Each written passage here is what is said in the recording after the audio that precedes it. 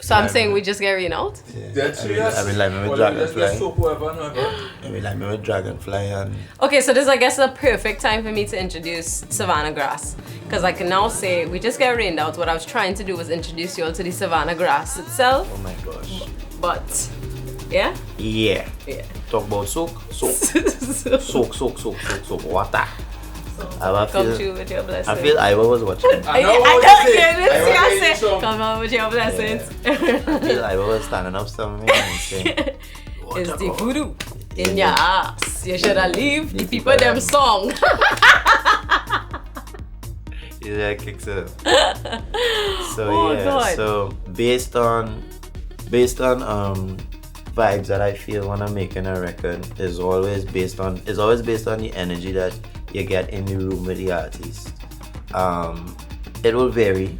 It's never the same twice. Everyone's different. Working with Kes is not the same as working with Marshall. Oh, definitely. It's not the same as working with Fayan or Bungie or Kerwin or Patrice when I worked with her years ago. It's always varying. Even Nikita Brown from Barbados, a wonderful singer. But vocals. Insane, right? God. And I think like so many wonderful artists, you think of them, in this big celebrity way. But when they walk in the room, you have to say, oh, the flesh and blood. Just like you and I, there is no, all that ego thing and all that stardom thing that goes right out the door. And that's something I've always embraced and something I've always asked for in a sort of subliminal way. I'm always kind of like, what you for? You want to eat something, we lime we talking, don't ever run straight into the business. And when Kes came over, we were eating El Picos, and the first piece of music I played, he was grooving. He's like, I like this, I like this. This is a nice vibe. And I played another, and he was like, this cool. And I had the music there for Savannah Grass, and it was under the title Kick It Boom, right? And I thought, play it for him or not? I don't know. I wasn't sure whether or not to play it for him. But I felt that initially, when I made the music, I wanted it to be for someone like Taylor Swift.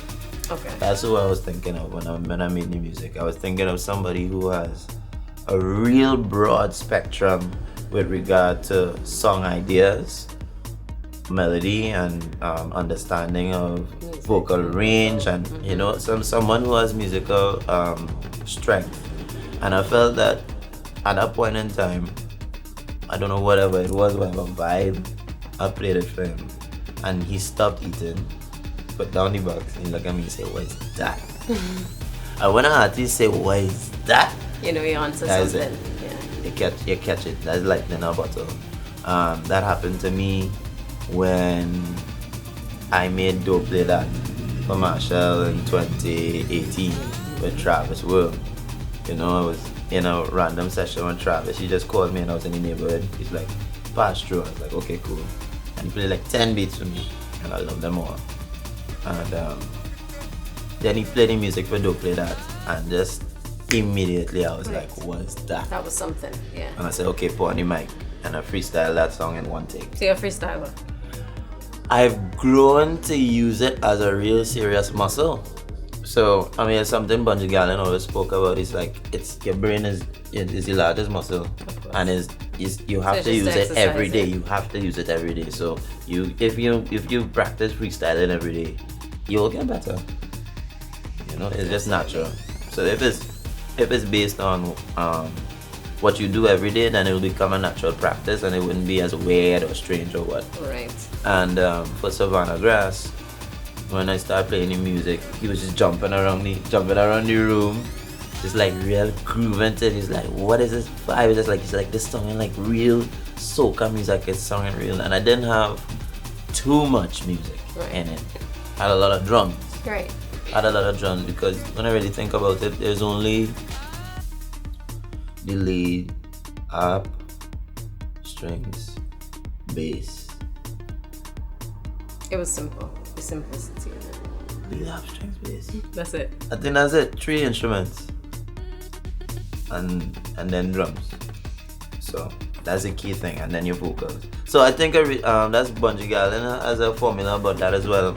All pop music has 5: bass, keys, vocal, drums, and chords. Well, chords in there, but something else missing. And I felt like I didn't want to do too much musically. I mean, it was already feeling orchestral. Right. When I'm working with Kes, new music tends to come out orchestral because we did Incredible together back in 2017.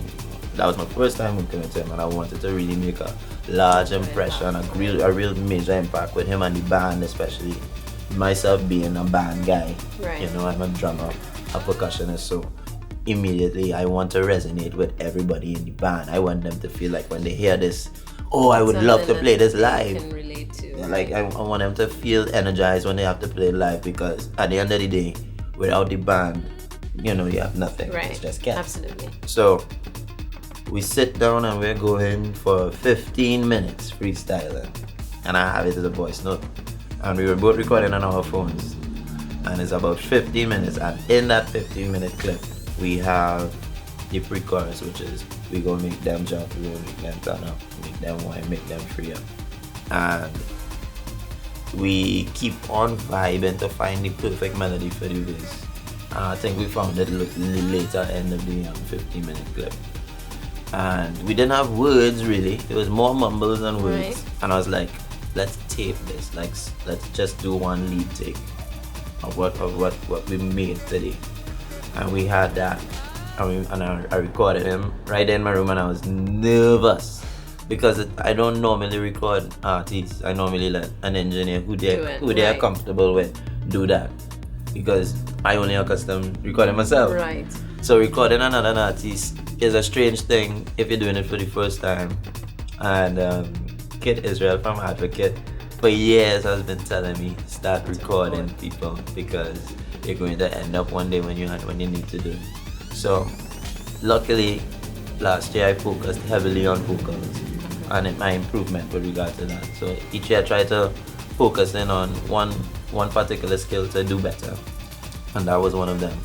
And I started to record him, and the nerves kind of dissipated, and we had this clip, and the clip basically had, let's say, the sketch of the song, but not really with words. But what was there for sure was the intro. If you know, yeah, then you know, yeah. And I was like, I'm keeping that. And that's how you wrote. And so when we got that clip, I was like, okay, we're keeping the intro, we're keeping the melody of the verse, we're keeping the first hook, which is the pre-chorus, and then we had most of like the melodic structure of the chorus itself. But people don't really know is that songwriting is a split. When I say a split, it's you can be the person who makes the lyric, literally the words. You can write the words, have tons of poems in a book, but then you don't have a melody to work with, and that's a problem. As like Bernie Taupin and Eric and oh god, oh my god, my boy Bernie Taupin and Rocket Man. I have no idea who you're Elton John. Elton John. okay. Sorry about that, Elton. Love you. So, Bernie Taupin is the person who writes all the lyrics. Right. You know? And Elton would go behind that piano and find the most beautiful melody to suit that. So for you, how do you, like when you're writing or when you come up with something melodic, does it work hand in hand for you where you can come up with a melody and create the wording or lyric at the same time? Yeah. So for example, like one of my friends in the industry, he's an absolutely great writer as well, and he cannot come up with melodies most of the times, can't sing melodies, and he's a singer. So for example, he writes and he can sit down and pen a song within 5 to 10 minutes. Yes. Literally, you have, let's say we talk about this camera, and he's gonna write a write a full song about the chorus, camera. verse, everything. Yeah. But to put a melody through behind it and say, okay, this is the song and this is how we're gonna do it, absolutely doesn't work for him. So the exact same thing, the muscle memory is Exercise everything. it. You have to work on it. I started working with Colonel Roberts in 2008 when I was really young and tender, and I really wanted to get into the soca industry. And my mom took me to his studio in Rama Studios, and it was the first studio I ever went to, and I was nervous, and I played some of my beats at the time, and they were terrible. And he was like, "You don't know chords." He's like, "Spend a year and learn chords." Right. And I learned every chord in the key of C. And then I came back next year and I was like, "Kitch, I know chords." And then he's like, no you don't. Not No, you off of don't. one key at all. You can't, Absolutely you know? not. So that was that. And then, you know, when you're sitting down working with guys like Kitch, you are around someone who understands music and understands calypso music, Right. understands soca music. He is hands down one of the best songwriters we have Absolutely. ever seen from Trinidad and Tobago, and also from the world. I think it's been an amazing opportunity to be in his presence, knowing that he is a drummer as well, Right. and he can play the keys and he can write. So he's a triple threat Right. immediately. And when I'm talking about, he's not just a drummer, he is a prolific Prolific drummer. Yeah, drummer. he is. Absolutely. He can sit down with the greats. That's no joke. Yeah. And I'm a guy, I'm a perfectionist, or someone I strive for greatness. So working with Kitch helped me understand melodic strong points and strengths within a song, and pillars, I like to say. And in Savannah Grass, there are so many really strong parts melodically, and we didn't touch the song since December 4th of 2017. Took an entire year of starts and stops. We're in 2019 now. Yeah, took an entire year of starts and stops, and I saw his brother Hans outside UE. He's like, "Well, let me do another song now. We playing Incredible and it's doing so well, and whenever we tour and we play outside, they love that song." I saw some clips from England when Incredible was playing out there, and the people literally were losing their minds. So you starting off with Savannah Grass, which wasn't really Savannah Grass at the point, just kept getting skipped over throughout the process. Yeah, of the that song was always named Savannah Grass because that was the hook in the chorus, but we didn't have the story yet. Okay. We didn't have the verse story, and that only happened when we went to a studio session in St. James at Shepherd Pro studio where Travis works, and we went there and we had we begged for one night, and Cass came in, and he and we sat and we looked at a documentary, and that documentary basically is,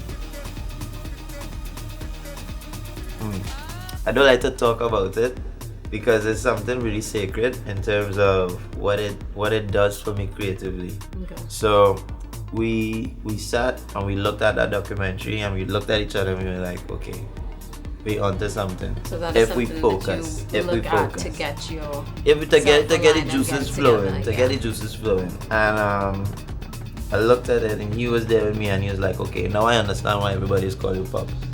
Because I'm not the kind of guy that forgets. Right. I would go back to Genesis. I would go back to the genesis of the entire thing, and I need to understand what was it that was moving people. Right. You know, like when Super Blue come on the stage, he didn't have to say a word. He just saying dust. You can see the crowd. He's just jumping on the stage and everybody's moving.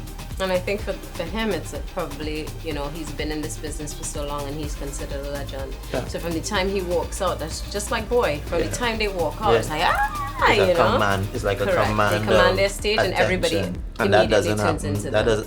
I would think that it's impossible to get that kind of immediate reaction if you haven't been in the business for For a less long than a decade or so. Makes sense. So let me ask this: your musical background. You said you studied theater, Yeah, which I know, I have a degree in that. Yeah. and I know your dad has some Yeah. musical background behind. Yeah, So tell us a little bit about who your dad is and how that ties into who you are now. I think I was blessed, number one, because my dad, he's a Terrence Shaw. He's a prolific jazz guitarist here. He most notably played with Andrew Tanka and the big band in the 80s. Andrew was very, very close to my father and my family as well. And they were very tight. So I remember days after school, primary school at the time in Rotary Boys. My dad, we love to go to Long Circular Mall, ironically, which is right there. And and we would go to Long Circle and I would get a bag of popcorn and then we would go buy Andre and Lime. And there was this one day in particular, Andre lifted me up and gave me a pair of marimba sticks. And he had this tiny, basically small marimba in his living room. And I would play it. And that was like my first musical memory. And I always felt very close to music because I was surrounded by my dad and we were at all the rehearsals. When they were doing Tishan and his brothers, we were there. My brother was supposed to be Tishan. So like I remember all these different dynamics in Little Carib Theatre and just being surrounded by music in a complete sense. Right. And then my mom, Barbara Critchlow Shaw, she's the first female executive of Pantry and Bagel.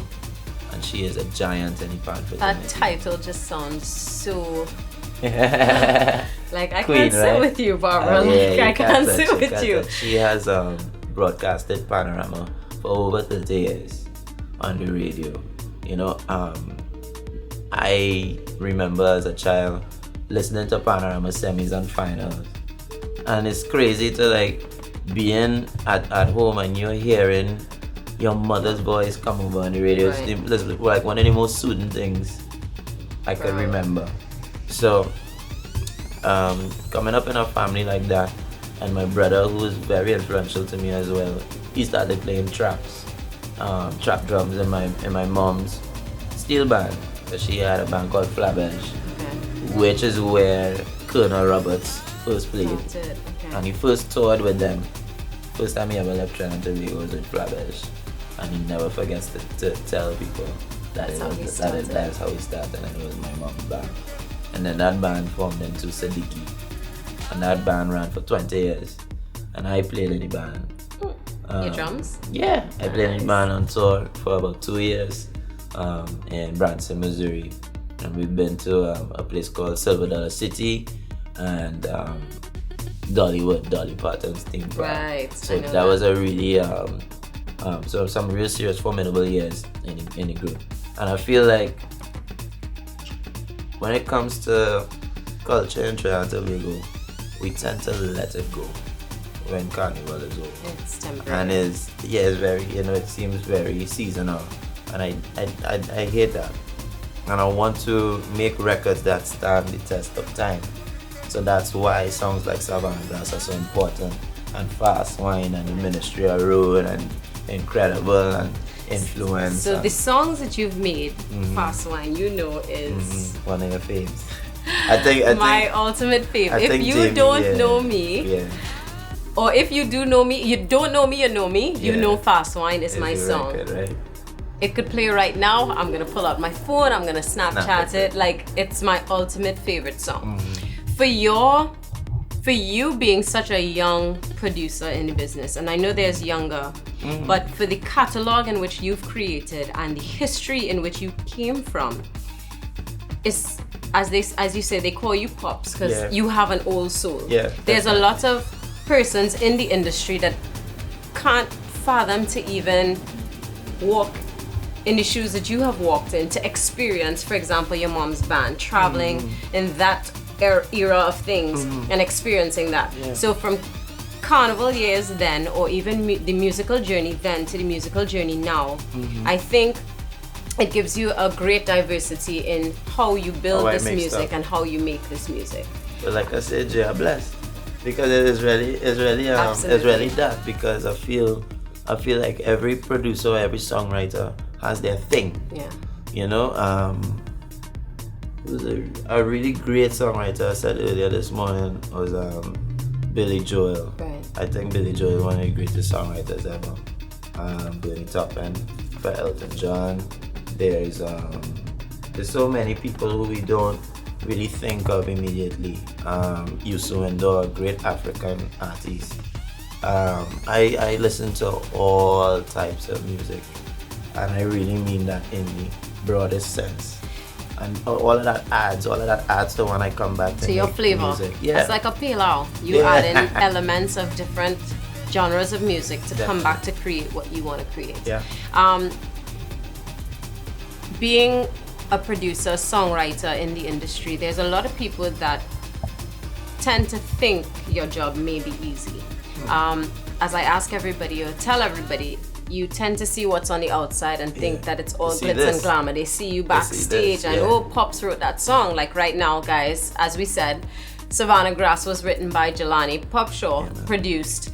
And you know, this year would be Jelani boy, you write this and you know, you're big and ting. Not knowing the back burner of things.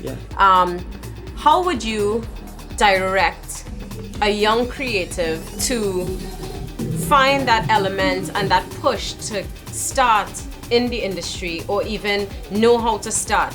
Because for me personally, school is not for everybody. You know what I mean? That's sure. You would have the history from your mom, the history from your dad, being around certain people to kind of guide you and get you into that direction. There's persons who have no idea how to even get someone to see a song that they've written or hear a beat that they've made in their backyard or whatever the case may be. How do you, you know, because I don't feel like there's enough here to our young creatives to get them into that element of, you know, of getting into the business, right? Governmental wise, support, anything like that. I'll challenge you on that.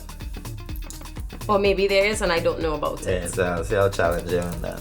So National Energy Skills Center, they part of the government, they have a program called Pan in Schools.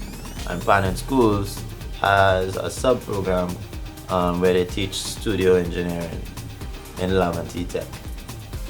I went to that program. My father went to that program. There's a teacher section. My father did the teacher section and I did the student section. Who was in that program? Urban Alves.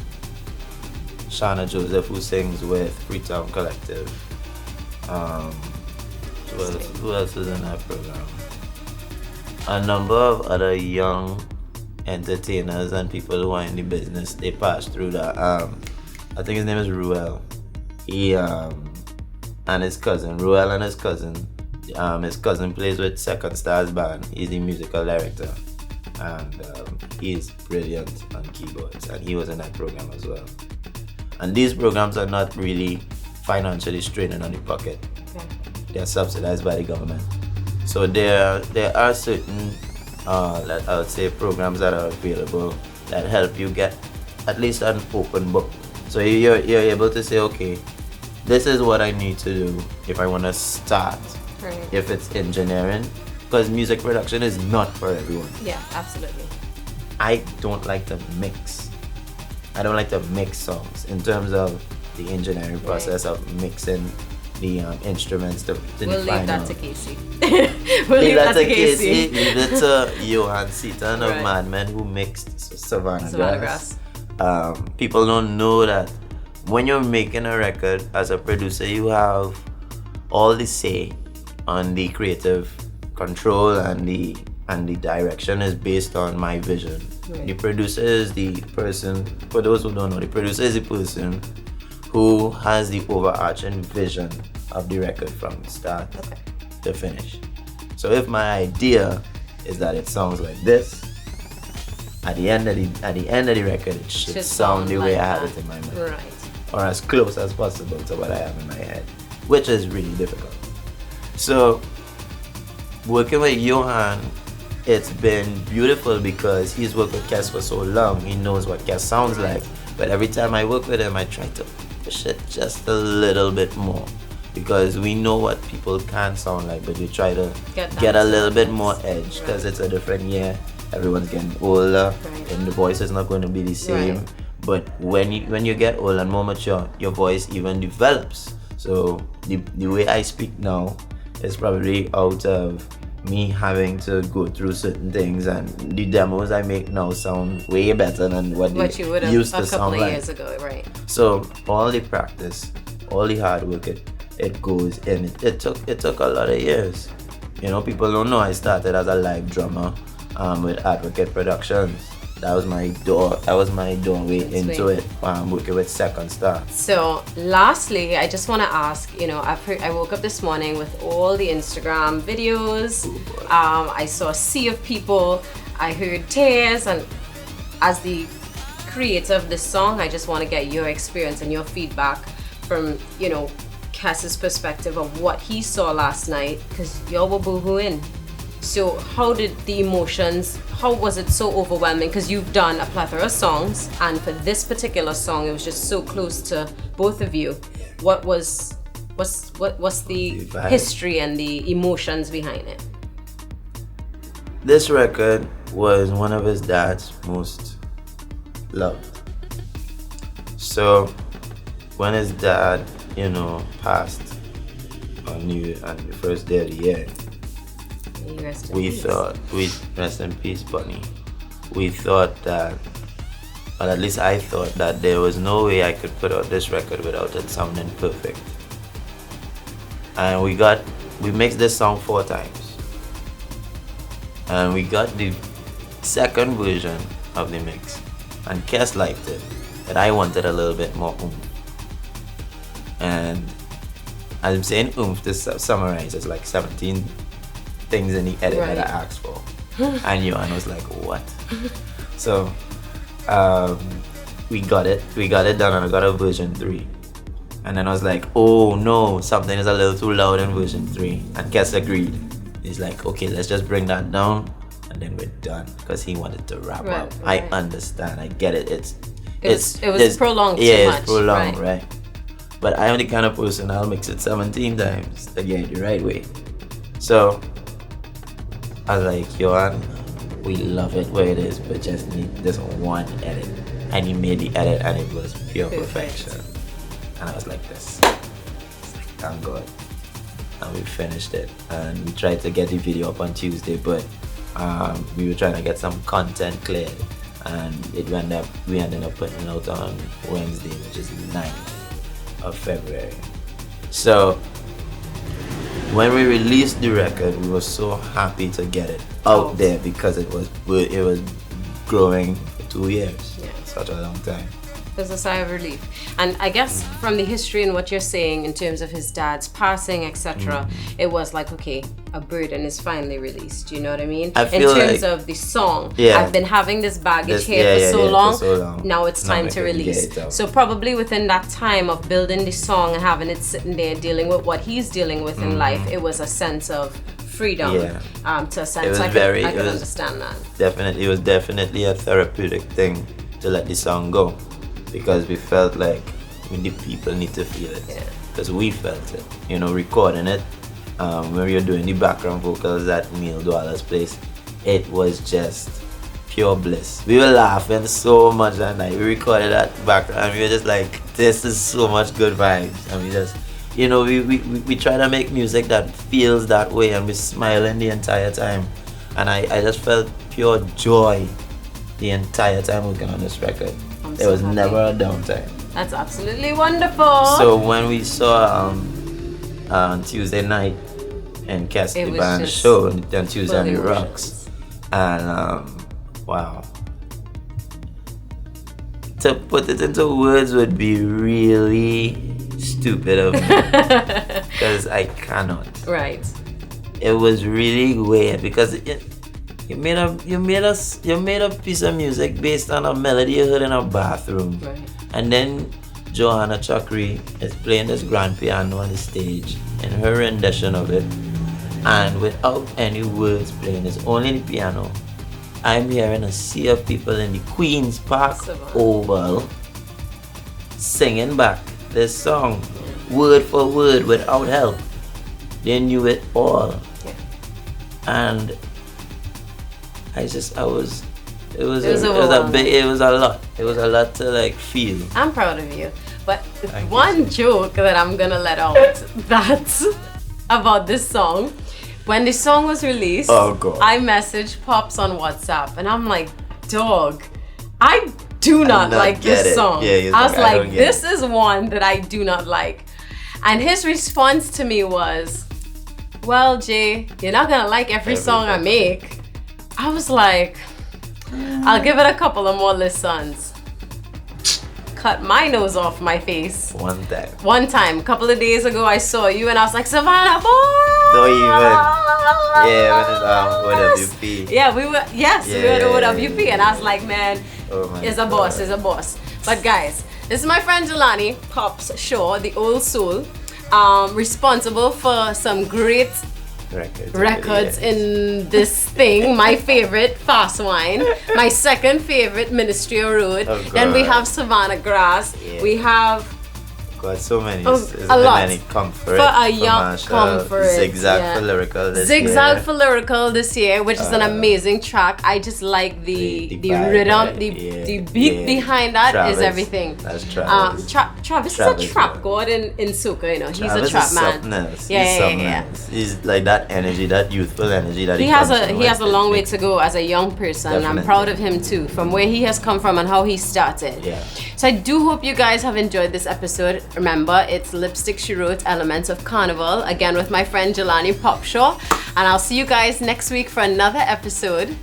Check me out on Instagram at Lipstick She Wrote. You're supposed to know this by heart. Tell them about your Instagram and your Twitter handles. So my Instagram, Twitter, and Facebook and Snapchat, they're all the same. At Pop Art Shaw. So that's POPARTSHAW. Everywhere. So we'll see you guys. Don't stop. Nah, he's cool. We'll see you guys next week, and thanks again for tuning in. I hope you enjoyed this episode. Check me out on YouTube as well at Lipstick She Wrote. See you guys. Toodles.